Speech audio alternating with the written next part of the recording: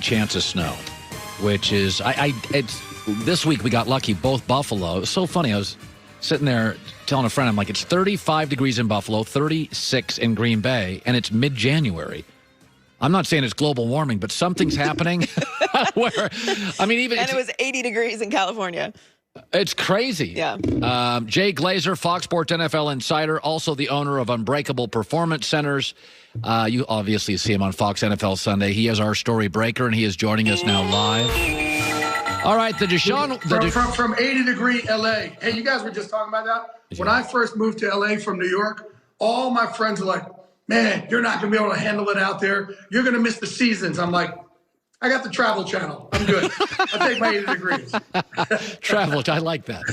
So, listen, Deshaun Watson, and, you know, you read the stories, it's forcing a trade. The Jets look, I mean, they got all the first-round picks from the Jamal Adams deal. They could give him 4. Do you think he forces his way out of Houston? What are you hearing, Jay? Why are you only bringing up the Jets? If I'm Urban, I do it. He's a known commodity. You're not sure with as much as we think Trevor Lawrence and probably will be a stud and Fields, and you don't know. You just don't know. There's been so many other busts that we've seen it. Number 1 pick, number 2 pick. You know what Deshaun is. You know what it is on the field and off the field. If I'm the first pick, the second pick, the third pick, whatever it is, if I have a chance to get Deshaun Watson, I'm sending whatever I have to get Deshaun Watson. And the problem that the Texans are in right now, I mean, listen, there's one thing, and I've seen different people say, well, you know, you don't have to let somebody in on your decision-making process. The problem is, if you tell him you're going to let him in on the decision-making process, and then you don't, that's the issue. You don't have to. You don't have to have your quarterback. Belichick didn't go to Brady with anything. But if you tell them you're going to, and then you don't, then they feel lied to. That's where your issue is. But Deshaun Watson this is the type of guy you want, leading your team, leading your prayer service, marrying your daughter. Like, he is somebody you could really put everything on. So, yeah, if I'm another team, I do whatever it takes to get Deshaun Watson because you know the known commodity that you're getting. And for the Texans, how they make this right, I don't know. Because they're trying to hire a head coach right now. And if whoever is going to even talk to them, they're going to want to know for sure that Deshaun Watson's the quarterback, but Deshaun's not really talking to them right now. So they're in a horrible position. Urban Meyer, you talked to him recently. What's his biggest challenge going to be in Jacksonville?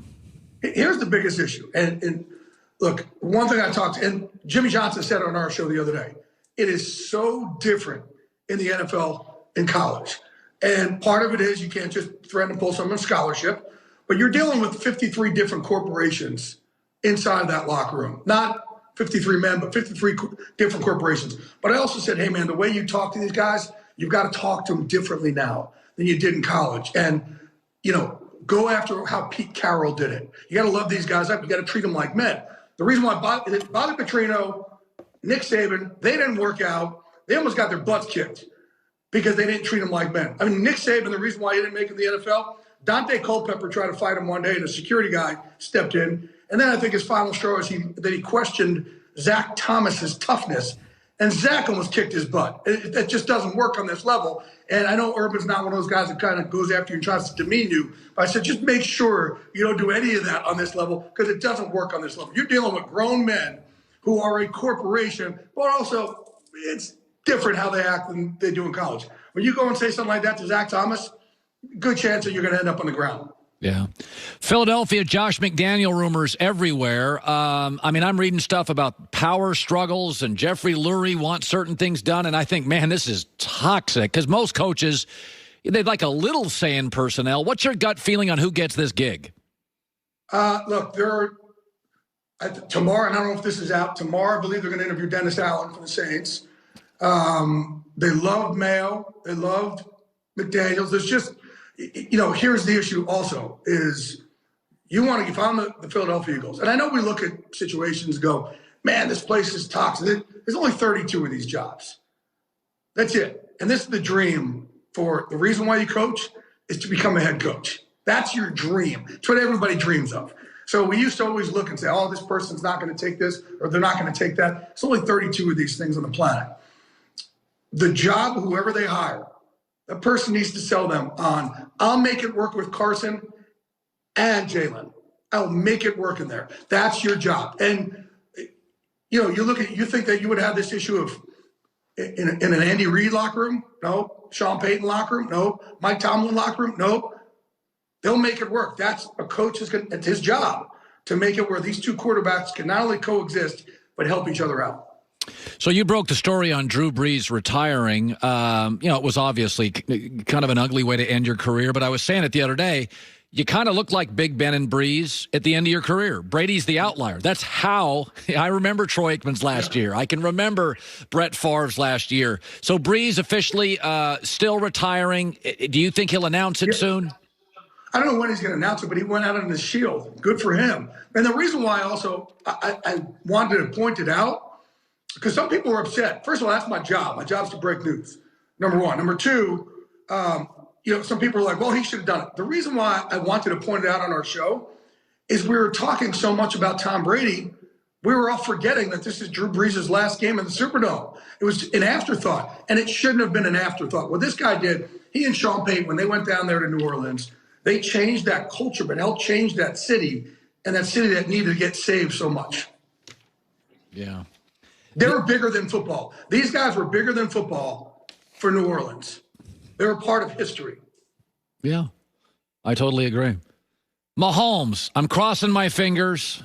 I mean, listen, wait. Did you really bring up that they should move the game away from Mahomes to be? You really did? Well, listen, when Tom Cruise broke his ankle, they delayed production on Mission Impossible. If Jay-Z gets a cold, you don't go to a backup. The Masters moved to November. When I was at Fox this weekend, they didn't let us drink before we went on the air. Have they changed that rule? Hey, I'm a radio guy. I just said I would do it. I didn't say.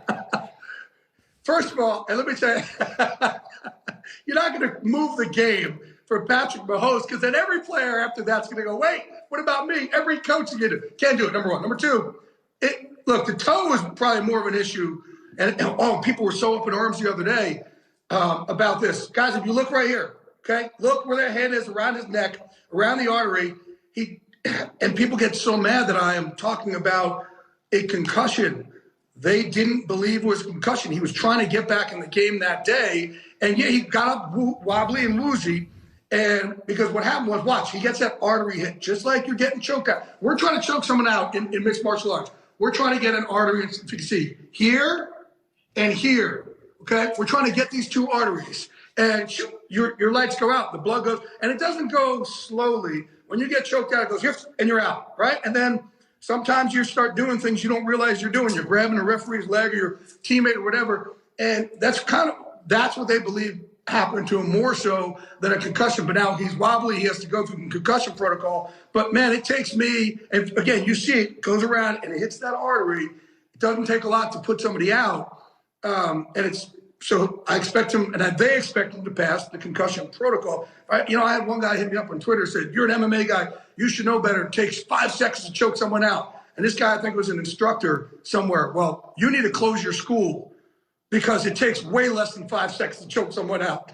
It takes us about a second and a half, 2 seconds you really get it on, put someone out. But if you saw, he caught it around here, got that artery, and that's what they kind of thought was the issue with Patrick. That day, he was trying to argue with them to let him back in. Wow. But obviously the visual of it, he's stumbling all over. You can't let that happen. And, they're going to continue. I know it's a very sensitive subject. I'm giving you the facts that I have been told about it.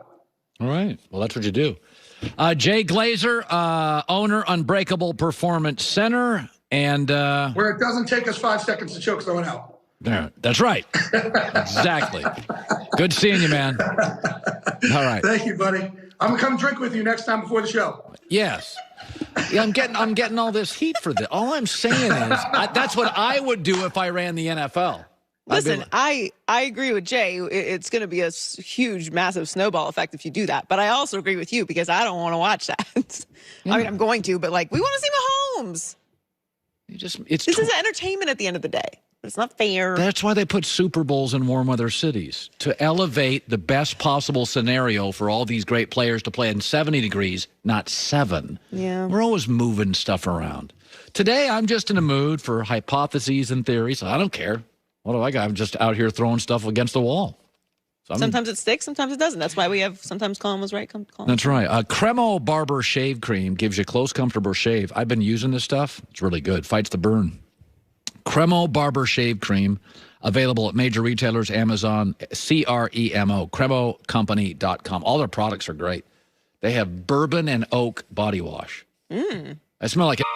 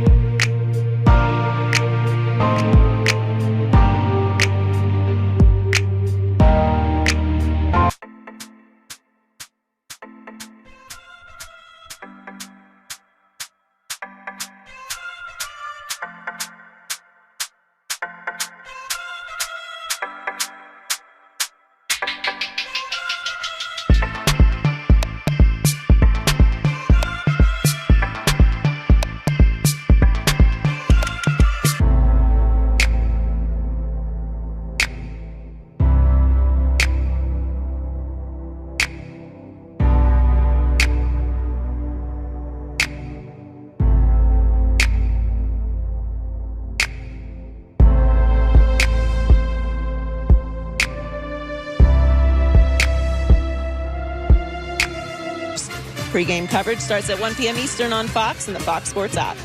Weather's it was yesterday, it was 60% chance of snow, which is, this week we got lucky, both Buffalo. It was so funny. I was sitting there telling a friend, I'm like, it's 35 degrees in Buffalo, 36 in Green Bay, and it's mid-January. I'm not saying it's global warming, but something's happening where, I mean, even. And it was 80 degrees in California. It's crazy. Yeah.